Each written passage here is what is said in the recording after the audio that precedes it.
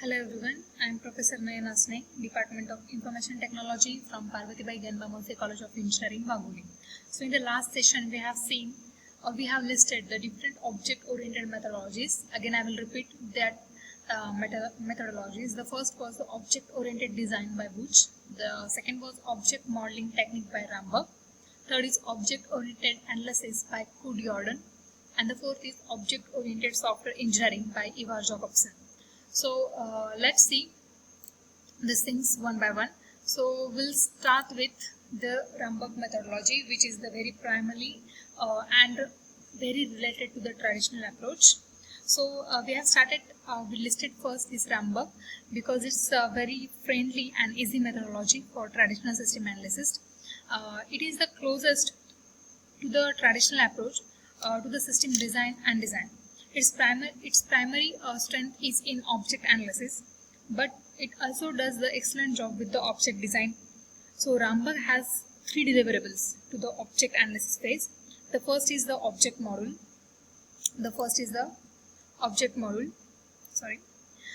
Which is very much likely to the entity relationship diagram. Expect that in ER diagram there was no behavior and the class hierarchy, but in Ramberg they have included the behavior of the entities and the class hierarchy. The second one is dynamic model, which state the transition diagram that shows how the entity changes from one state to another. Then the third one is the functional model, which is equivalent to your DFDs. We have seen the DFD from level 0 to 1, 2, 3 and etc. So the functional model will always give the view of the DFD, that is your data flow diagrams from the traditional systems. So again I will repeat, the Ramberg methodology has the three deliverables. The first is the object model, second is dynamic model, and third is the functional model. Object model is similar with the ER diagram, previous ER diagram, that is entity relationship diagrams. Expect that it has the behavior and the class hierarchy. Then dynamic model is nothing but it shows the state transition diagram, means how the entity changes one state to another. And third one is the functional model. So the functional model is nothing but your DFDs, the data flow from one entity to the another entity. So let's jump on the another methodologies, that is Buch methodology. So it provides an object-oriented development in analysis and design phase. Analysis phase is again divided into the different steps. So the first step is to establish the requirement from the customer perspective, and this analysis phase generates a high-level description of the system function and the structure. And the second step is the domain analysis. It is accomplished by defining your object classes, their attributes, inheritance, method, and the state diagrams for the object that are established. So in the analysis phase, it is completed with the validation step. The analysis phase iterates itself between the customer requirement step and the domain analysis step and the validation step until the consistency is reached. Once the analysis phase is completed, the Buch methodology develops the architecture in the design phase. The design phase is also iterative. So the logic design is mapped with the physical design, where the details of execution thread, the processes, performance, location, data type, data structure, visibility, your distributions are established. So it is a prototype is created and tested. The process iterates itself between the logic design and physical design, your prototype and testing. So the Buch methodology is sequential in the sense that after completion of the analysis phase, the design phase starts and completes.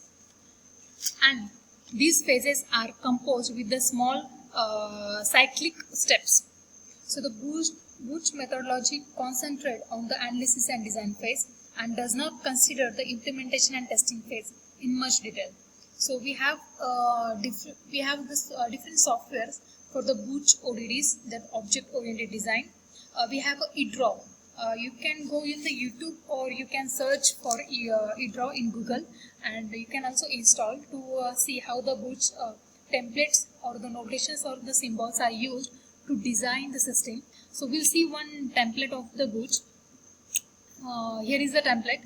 or which supports the symbols in a Bush diagram. So if you are using the rational rows for designing the different diagrams, you can see the DFDs or the class diagram or the sequence diagram, you may be aware about these symbols. But if you are not, then just Google the EDRAW or rational rows to develop some DFDs or the class diagram. Just take the example of your library systems or your educational system and just try to draw the diagram of the same using the different notations or the symbol. These symbols are from the Bush template to draw or to design the system. So the next one is the Coud-Yorton methodology. So its primary strength is in system analysis. This methodology is based on the technique of SOAS, SOSAS. So which is the standard for the 5 steps. So the 5 steps are: first one is the subject, second is object, structure, attribute, services. So the subject means which are DFDs for the object, means which basically will give the data flow of the object. Then object are nothing but where they identify the object name and the class hierarchy.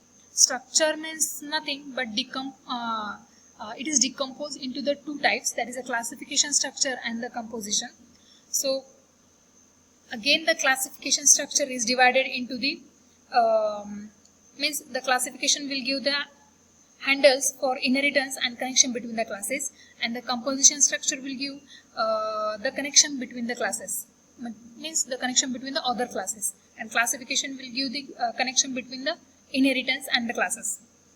So the next one is the attributes. So attributes are nothing but the properties. Services are where the methods and the behavior of each class is identified. So these are the 5 different steps which are standard for the Coud-Yorton methodology. Then the Coud-Yorton defines the 4 parts that make up the design part for the methodology. So the first one is the problem domain component. Which defines the classes that should be in the problem domain. Then there is a human interaction component which defines the interface classes between the object. The third is task management component which defines the system-wide management classes. And the fourth is data management component which defines the classes which are needed for the database access methods. So this is about the Coud-Yorton. The next one is the Scheller-Miller method, which is the add-on method to your syllabus. Means it's actually it is not in your syllabus, but still it is important in object-oriented design. So if you consider the Scheller-Miller method, this methodology has its primary strength in the system design, and it is considered somewhat weak on analysis.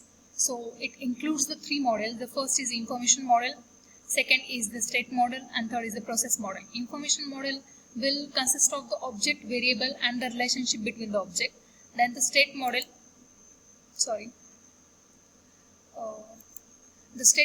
it records the different state of the object and changes that can be occurred between the object. And the process model, it is likely the traditional data flow diagrams. So this is the additional method which is added by me. If you find necessary, you can go through the method, else it is not important. But it is one of the object-oriented design with your traditional method, with your Jacobson and other methodology. So there is a next one, that is OOSE by Ivar Jacobson. It is always said that the object should be built around the several different models. So the models which are listed by the Ivar Jacobson is the use case model, which contains the actor and use cases and the behavior of the same. Then the domain object model, which consists of the real world object and their mapping into the domain object model. Then next one is the analysis object model. It presents how source code should be carried out and written. And implementation model, it represents the implementation of the system with the proper programming language. and the last one is the test model, which consists of the test plan, test specification, and the report. So in this session we have seen the different methods of the object oriented design. The first method we have seen is the Rambagh method, which was similar to the traditional approach, which has the three deliverables: object model, dynamic model, and the functional model. Then we have seen the Buch object oriented design, the IDRO software, which is used for object oriented design by Buch, and it is again divided into the different steps, the analysis steps or the domain analysis step. Then we have seen the template of all the notation of the Buch. Then we have seen Cord-Jordan method. Then we have seen the Schiller-Miller method, which is not so important and out of syllabus, but still I have given you. And the last one is Object Oriented Software Engineering by Ivar Jacobson. OOS is nothing but the Object Oriented Software Engineering by Ivar Jacobson, which gives us the use case model, domain object model, analysis object model, implementation model, and test model. So these object oriented methodologies are asked in the exam for to define or to illustrate. So if the question is the same, to define the methodologies, so you have to list all the things and just explain too. But the question, if the question is on the specific topic, like explained by object oriented software engineering by Ivar Jacobson, you have to explain the Ivar Jacobson. For more reference, I will share the links for the same. So hope you have understand the session, today's session. If you have any queries, you can ask me in a comment section. Thank you.